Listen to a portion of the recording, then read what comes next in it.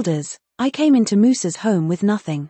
He freed me from a life of slavery, gave me love and respect. I have no need for material possessions. The only thing I wish to take with me is the golden necklace I gave to young Amina when she was born. It must be returned to me without any mark on it. Once upon a time, in a quaint village of Melo, the villagers lived harmoniously, bound by traditions and a profound sense of gratitude. Each season brought a new rhythm to their days, with every year culminating in a grand festival to thank the gods of the land for the rain that nourished their crops and the protection that ensured their well-being. The village was a tapestry of unity and joy, with people sharing their harvests and expressing gratitude through vibrant celebrations. Superstitions and the wisdom of ancestors guided their lives, embedding a deep respect for the unseen forces they believed governed their fortunes. Among these villagers lived an old couple, Amina and Musa, whose love story was legendary. From the early days of their marriage, their bond had been an inspiration to everyone around them. They were farmers, working side by side in the fields, and Amina often sold their produce at the local market, where her husband Musa joined her. Their interactions, filled with tenderness and mutual respect, were a testament to their enduring love, drawing admiring glances from onlookers. As the years passed, Amina and Musa grew older without the blessing of a child. Despite their efforts, the cry of a baby never graced their home. This unfulfilled desire weighed heavily on them, particularly on Amina, who watched her husband toil day and night. With her heart aching with guilt for their childlessness, a pain that deepened as she remembered her past. Orphaned by a brutal war and captured as a slave, she had been brought to the village of Melo, where she endured endless suffering until Musa, moved by her plight, decided to marry her. He paid her bride price and bought her freedom, an act of profound love and sacrifice. His decision transformed her life, earning her respect and acceptance from the villagers who had once looked down on her. Years had soon softened her identity as a slave, as she was now seen as Musa's beloved wife, an integral part of the community. Overwhelmed by these memories, she approached him in the fields, asking him to sit with her in their farm hut, a request he accepted with a warm smile. As they shared a simple meal, Amina reminisced about their first meeting at the stream, recalling Musa's kind words and her surprise at his interest in her, a mere slave girl. "Do you remember the first words you said to me?" Musa smiled, his eyes twinkling. "Of course. I told you that you had eyes like the evening sky, full of secrets and stars." Amina chuckled, though her eyes glistened with unshed tears.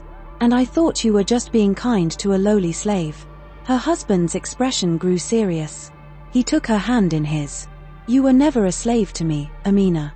You were a woman of strength and grace, captured by fate, not by chains.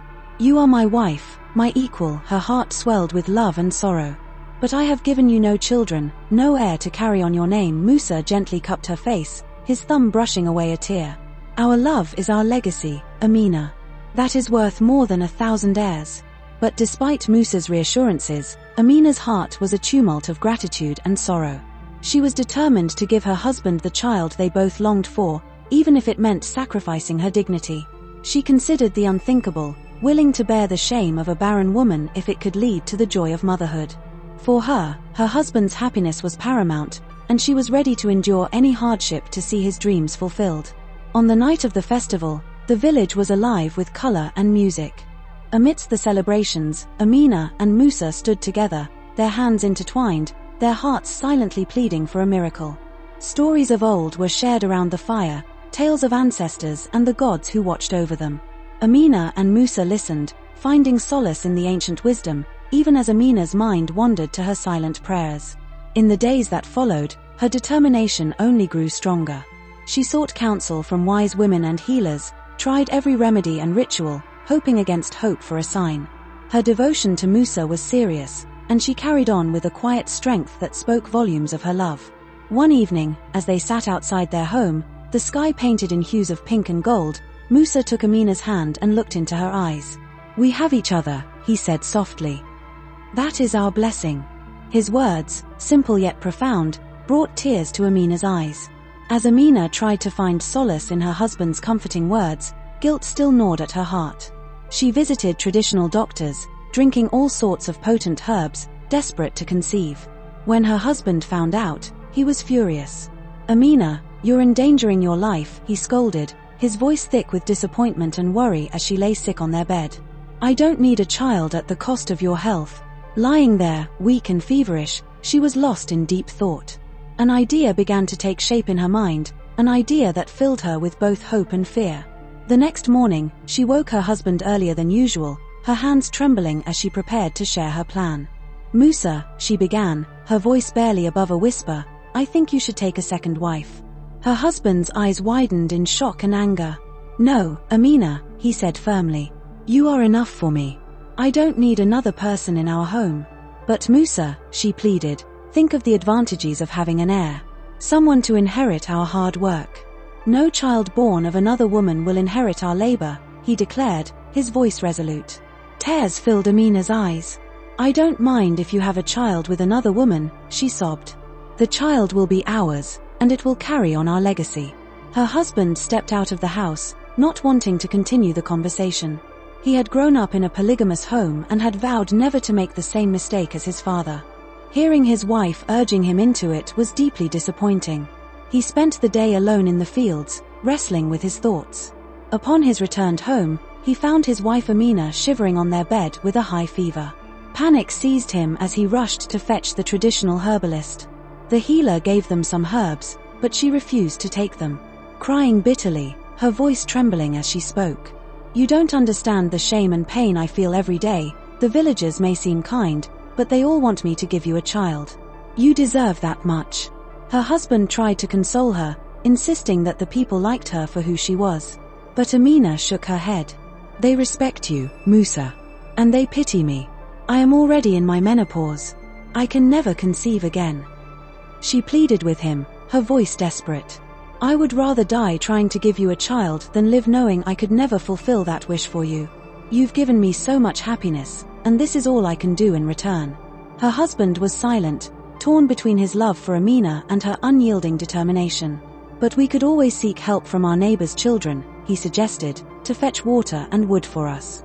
"But for how long?" Amina asked, her voice breaking. "How long will we depend on others when we could have a child of our own to carry on our legacy?" After a long, agonizing pause, Musa finally relented. "All right," he said softly. "If this is what you truly want, I will do it. Go and find us a wife." Her face lit up with hope and gratitude. She threw her arms around her husband, whispering her thanks. They soon traveled to a neighboring village and found a young, humble girl named Halima. After the bride price was paid, Halima followed them back to their home, her eyes wide with both excitement and trepidation. She was initially quiet, focusing on building a relationship with Musa. But as she noticed the deep love and respect between the older couple, she felt a pang of jealousy. They often sat outside their hut, talking late into the night, leaving her alone inside. When they invited her to join them, she politely declined, feeling out of place in their conversations. Amina, sensing Halima's unease, treated her with kindness and generosity. She gave Halima everything she asked for and encouraged Musa to spend time with her. "Musa," she would say gently, "let Halima feel comfortable. She is young and needs to know she belongs here." Halima smiled at Amina's kindness, but inside, she was determined. She knew her place in the household would be secured by bearing Musa a child. She kept her thoughts to herself, plotting her future. One evening, as Musa sat with Amina under the stars, he glanced at Halima standing at the doorway. "Come, Halima," he called. "Join us." She hesitated, then walked over and sat beside them. The night air was cool, and the sound of crickets filled the silence. "Amina, tell us the story of how you and Musa met," Halima said, her voice eager. Amina smiled, her eyes twinkling with memories. "We met at the stream," she began. "I was fetching water, and he approached me with the kindest words I had ever heard. He told me I had eyes like the evening sky. And I meant every word," Musa added, squeezing Amina's hand. Halima listened intently, feeling a mix of admiration and envy. She soon realized how deeply they loved each other, and it only strengthened her resolve. Days turned into weeks, and Halima's belly began to swell with new life. Amina's joy was palpable, though it was tinged with a hint of sadness. She watched Halima blossom and took care of her like a sister. As the months passed, Amina and Halima grew closer. They spent their days together, sharing stories and laughter. Yet, beneath Halima's smiles, her ambition simmered. One night, as Musa sat with Amina, Halima approached them with a shy smile. "I want to name our child after you, Amina," she said. "That would be an honor, Halima." Musa looked at his two wives, feeling a sense of peace he hadn't known in years. The village was buzzing with excitement for the new arrival, and the once empty home was now filled with anticipation and life. But the peace was fleeting. After the birth of their daughter, Halima's demeanor began to change. She grew distant, her jealousy manifesting in small, sharp comments and cold stares. She resented the bond between Amina and Musa, feeling like an outsider despite her newfound status as a mother. Amina, ever perceptive, noticed the shift. She tried to bridge the gap, involving Halima in every aspect of their lives, but the younger woman remained aloof. "Musa," Amina said one evening, "I fear Halima is unhappy. We must find a way to bring harmony back to our home." Her husband nodded, worry etched on his face. "I will talk to her, Amina. We cannot let this divide us." As the weeks went by, the tension in the household grew. Halima's jealousy turned to bitterness, and she began to openly challenge her co-wife authority. Musa, caught between his two wives, struggled to maintain peace. He called Halima into his room, his voice filled with concern.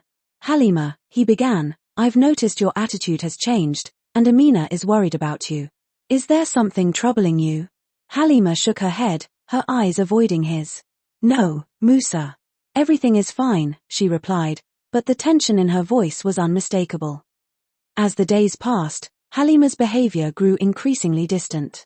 She kept their baby girl away from Amina, causing deep pain in Amina's heart. At night, Halima stayed alone with Musa, trying to soothe the crying child while Amina sat outside the hut, her heart aching with sorrow. Whenever Amina tried to help by holding the baby, Halima would snatch her away, her eyes blazing with anger. "Which," she would hiss under her breath, out of Musa's hearing. Amina tried every day to understand Halima's sudden hostility but found no answers. The neighbors, once charmed by Halima's apparent humility, now watched her with suspicion as Amina's tears became a daily sight.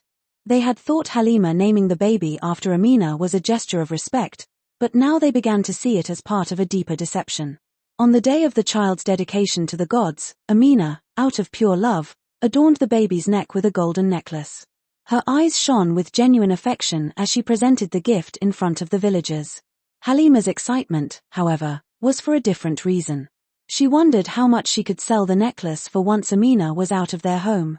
In the months that followed, Halima's deceitful campaign intensified. "Musa," she would say tearfully, "Amina treats me and our daughter so poorly. She shows us no respect." He listened silently, struggling to reconcile Halima's words with his memories of Amina's kindness. But as Halima cried daily upon his return from the farm, he felt compelled to act. One evening, he confronted Amina. "I need you to keep your distance from Halima and the child," he said wearily.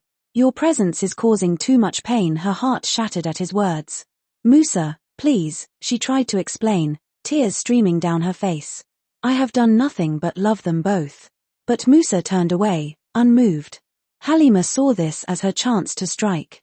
The next morning, she woke up frantically, tears streaming as she carried little Amina to Musa. "Musa," she cried, falling to her knees. "I saw Amina in my dreams last night. She was trying to kill our child. She is a witch." Musa's face paled. "What are you saying?" he asked, his voice trembling. "I woke up and found Amina standing by our baby," I shouted, and her spirit disappeared into her room. Amina stood in the doorway, eyes wide with shock. "Musa, it's not true. I would never harm anyone." Halima's voice grew more desperate. "She tried to kill our child during my pregnancy too," she claimed. "I stayed silent, hoping the child's birth would calm her heart. I even named our daughter after her, but now she wants to kill her out of jealousy." Musa's face twisted with anger, a look Amina had never seen before. "You have eaten all the children in your womb with your witchcraft," Halima spat. "Now you want to eat mine." Musa's eyes filled with disgust as he turned to his first wife Amina. "Get out," he roared, grabbing her belongings and throwing them out of the hut. "I don't want a witch in my house." The commotion drew the neighbors, who came out to witness the scene, their eyes filled with concern and pity. "Please, I am not a witch. I have only ever loved you and Halima." Halima stood beside Musa, her arms crossed, a look of triumph in her eyes. Leave before Musa returns from the farm, she hissed. Musa picked up his cutlass, his face a mask of rage. Leave before I come back, he warned.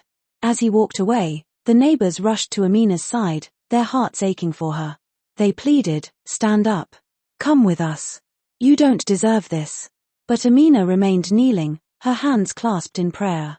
This is my home, she whispered, tears streaming down her face. Where else can I go? The sun began to rise, casting a pale light over the village. Amina's tears glistened like dew on her cheeks as she looked towards the horizon, her heart heavy with despair. I have loved Musa with all my heart, she said to the neighbors, her voice trembling. I have loved Halima and her child as my own. How can he believe I would do such a thing? One of the older women in the village, Fatima, stepped forward. Amina, she said gently, placing a hand on her shoulder, you have a kind heart. We all know that. Come with me to my home. We will find a way to resolve this. Halima's frown deepened as she took in the sight of the women gathered around, taking Amina's side. The tension in the air was palpable. With a scowl, she unceremoniously dropped her crying baby onto the floor. The baby, sensing the unease, wailed louder as Halima began packing Amina's belongings, her voice rising with every word. Musa told you to leave, Amina, she shouted, her voice echoing through the village. If you don't go willingly, I'll help you pack the rest of your things myself. In a fit of rage, Halima stormed outside and viciously uprooted 5 young cocoyams from the earth. The plants, symbolizing life and prosperity, now lay lifeless in her hands. She hurled them at Amina and the onlookers, her actions drawing gasps of horror from the crowd. Even Amina stood in disbelief, clutching the dead plants as tears streamed down her face. You all see this? Amina cried out, showing the destroyed plants to the gathering. This is an abomination. To destroy growing plants without cause is to invite the gods' wrath upon us all. Our village has suffered before for such transgressions. The crowd murmured in agreement, the gravity of Halima's actions sinking in. They began to retreat, unwilling to be caught in the potential wrath of the gods due to Halima's fury. One by one, the neighbors turned their backs, leaving Amina and her enraged co-wife standing alone.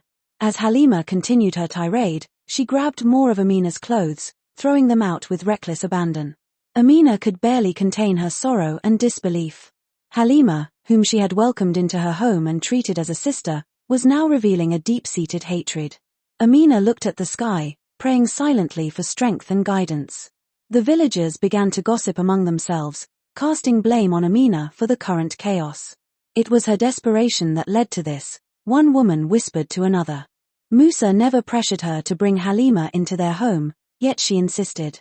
Now look at the result. By evening, Musa returned, accompanied by a group of village elders. His face was stern, a mix of exhaustion and determination etched into his features. He had spent the day explaining the situation to the elders, portraying Amina as the root of the household's discord. Thank you for coming, Musa greeted the elders.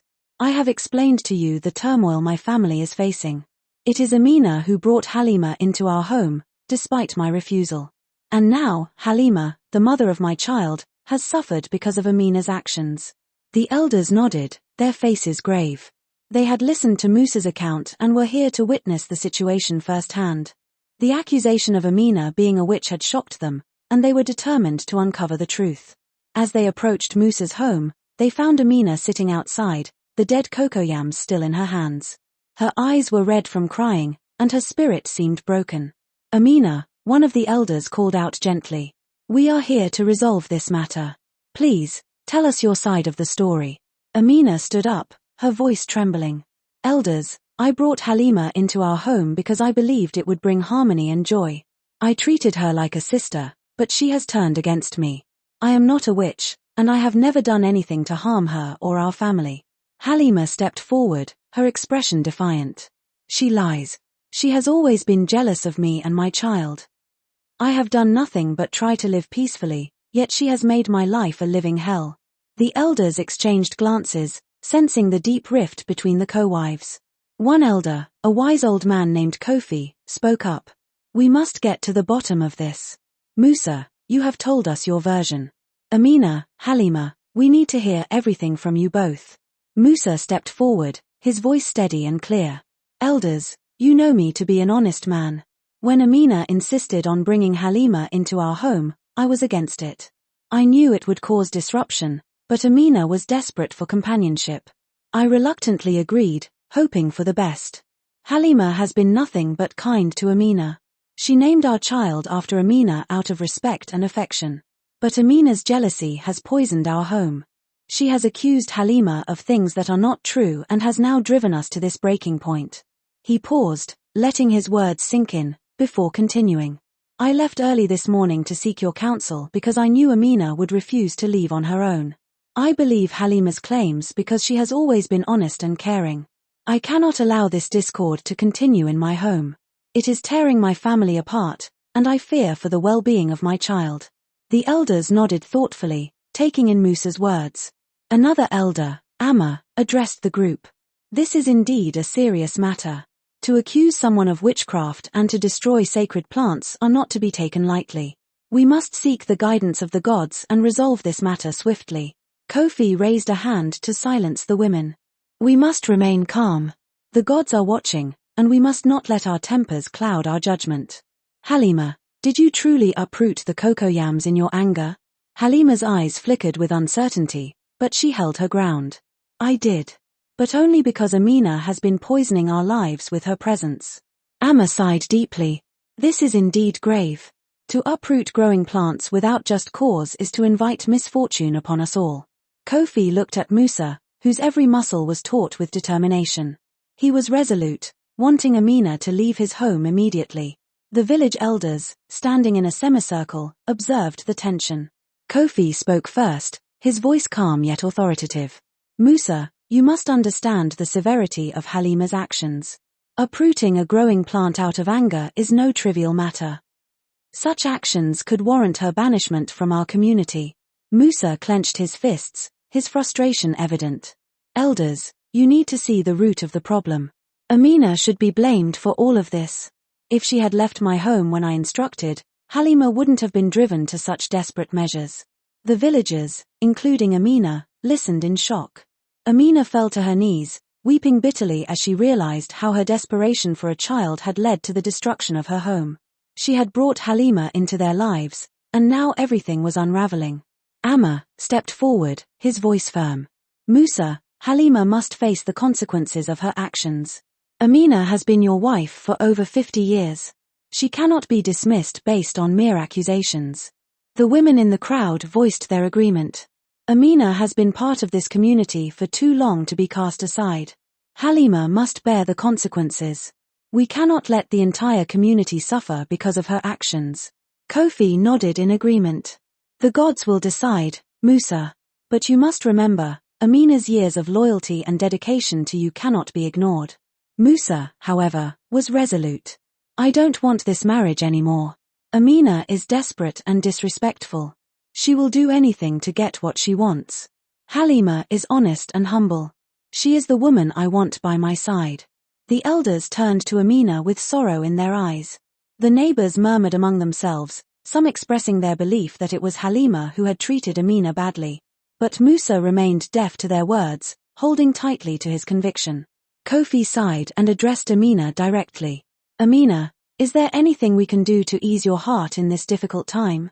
Your husband has made his decision, but we want to ensure you are treated fairly. Amina looked up, tears streaming down her face. Elders, I came into Musa's home with nothing. He freed me from a life of slavery, gave me love and respect. I have no need for material possessions. The only thing I wish to take with me is the golden necklace I gave to young Amina when she was born. It must be returned to me without any mark on it. The elders nodded in understanding, but Halima's face twisted with anger. She seized the child from Musa's arms, struggling to remove the necklace. The necklace is too tight now. The baby is now fat. I will find someone to cut it off. No, Kofi interjected firmly. The necklace must be returned to Amina exactly as it was given, or she will not leave this marriage. Musa sat silently, a wave of doubt washing over him. Memories of his young love with Amina filled his mind. He remembered their laughter, their shared dreams. He had always reassured her that she was no longer a slave, but hearing her refer to herself as one now filled his heart with pain and guilt. Halima, still struggling with the necklace, called out to Musa. Help me, Musa, we must get this necklace off. But Musa remained seated, unable to move. He began to question his decision, recalling that he had never actually seen Amina treat Halima badly, apart from the daily complaints from Halima. The elders conferred once more. Amina will not leave without the necklace, Kofi declared. If she must leave, she will take young Amina with her. That is the only way for her to have her heirloom. At that moment, the chief priest arrived, his presence commanding immediate attention. He raised his hand for silence, and the murmuring crowd fell still. The chief priest, with his flowing robes and solemn expression, approached Halima. Her usually confident demeanor faltered under his piercing gaze, her hands fidgeting nervously at her sides. A hush fell over the gathered villagers, anticipation thick in the air. Halima, the chief priest began solemnly, his voice carrying the weight of centuries-old tradition, not only have you falsely accused Amina, but you have also committed a grievous offense against our land. By uprooting a growing plant in anger, you have disturbed the balance that sustains our village. Musa stood nearby, his heart heavy with conflicting emotions. The chief priest's words struck him like a thunderbolt, forcing him to confront the gravity of Halima's actions and accusations against his devoted wife, Amina. He stole a glance at Amina, her eyes glistening with unshed tears yet holding a steadfast resolve. Chief priest, Musa interjected, his voice trembling with sorrow and determination, I find it hard to believe that Halima would fabricate such falsehoods. Amina has been my rock for decades, her love and loyalty unwavering. The villagers murmured amongst themselves, some nodding in agreement with Musa's defense of Amina, while others eyed Halima with suspicion and disappointment. The women of the village quietly began packing Halima's belongings, preparing for the consequences of her actions. As the chief priest deliberated Halima's fate, for your grievous accusations against Amina and for disturbing the sacred balance of our land, you are hereby banished from this village. The gods demand it to appease their wrath and restore harmony. Halima's face paled, realization sinking in as the weight of her actions bore down upon her. The villagers nodded solemnly, accepting the chief priest's judgment as necessary to maintain the village's sacred balance and avoid the wrath of the gods. Musa stood apart, his heart heavy with regret and guilt. He had allowed doubt to cloud his judgment, wavering in his trust for Amina in the face of Halima's manipulation. The chief priest gently placed young Amina into her mother's arms. The gods have spoken, he declared solemnly, and they have shown favor upon Amina. This child shall remain with you, a testament to your strength and virtue. Tears welled in Amina's eyes as she cradled their child, overwhelmed by the outpouring of support from the community she had called home for so long. Musa stood nearby, his heart heavy with regret as he watched Amina embrace their daughter with a tender resolve. He vowed silently to regain her trust and rebuild what had been fractured. Later that evening, as the village gathered to celebrate Amina's vindication and the restoration of peace, Musa approached her tentatively. He found her sitting by a crackling fire, young Amina nestled contentedly in her arms, the flickering flames casting shadows of warmth and forgiveness. Amina, Musa began softly, his voice laced with sincerity and remorse, forgive me for the doubt and pain I have caused you. I was blind to the truth, but now I see clearly the depth of your love and strength. Amina turned to him, her eyes reflecting a mix of emotions, hurt, forgiveness, and a flicker of hope. Musa, she replied gently, her voice carrying the weight of their shared history, we have faced hardships before. Let us mend what was broken and move forward together. They sat together beneath the canopy of stars, their conversation weaving through moments of vulnerability and reconciliation. Musa poured out his heart, pledging his renewed commitment to Amina and young Amina, promising to cherish their bond and nurture their family with unwavering devotion. In your eyes, Amina, Musa confessed, his voice filled with humility, I see the resilience and love that have sustained us through all trials. Forgive me for ever doubting that. Amina smiled softly, reaching out to gently touch his face. Musa, she whispered, our love has weathered storms, and now we stand stronger together.